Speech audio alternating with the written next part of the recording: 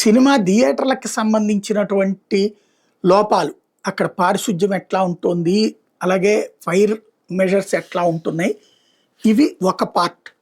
అక్కడ తినుబండారాలు ఎలా ఉన్నాయి, ఆ ధరలు ఎలా ఉన్నాయి, వీటి సంగతి తేల్చమని పవన్ కళ్యాణ్ గారు ఆదేశించారు.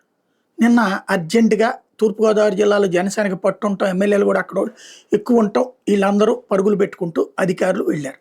వెళ్ళాక ఏ ఒక్కదాని మీదనైనా చర్య తీసుకున్నారా?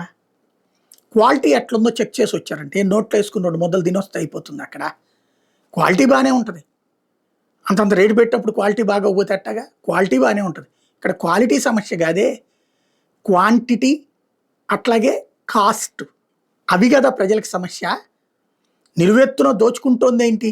బయట దొరుకుతున్న రేట్ ఎంత, లోపల దొరుకుతున్న రేట్ ఎంత, దీని మీద ఏం చేయాలా, ఎందుకు అంతంత ధరలు అనేది కాకుండా ఫిక్స్ చేయాలి నువ్వు రేటు. అది రాష్ట్ర ప్రభుత్వం ఫిక్స్ చేయాలా, లేకపోతే స్థానిక కార్పొరేషన్ ఫిక్స్ చేయాలా, ఇది తేల్చుకోండి ముందు. స్థానిక రెవెన్యూ అధికారులు ఇంతకు మించి అమ్మద్దు అంటే అమ్మే ధైర్యం ఎవడుకుంటుంది? వాళ్ళు కోర్టుకు వెళ్తే కనుక కోర్టు ద్వారా ఆదేశాలకు అయినా సరే మనం ఆర్గ్యూ చేయొచ్చు కదా.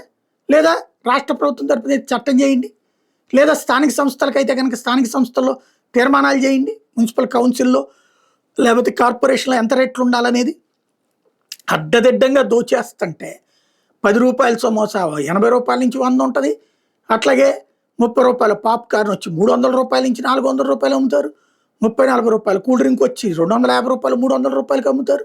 దారుణంగా దోచుకుతుంటే దాని సంగతి ఏదో తేల్చండి అయ్యి అని చెప్పి పవన్ కళ్యాణ్ అంటే సిద్ధడు అద్దంకి వెళ్ళినట్టు వెళ్ళారట, చూశారట, వచ్చారట, రైడ్ చేసినట్టు వార్తల్లో ఉంటుంది, బ్రేకింగ్లో ఉంటుంది.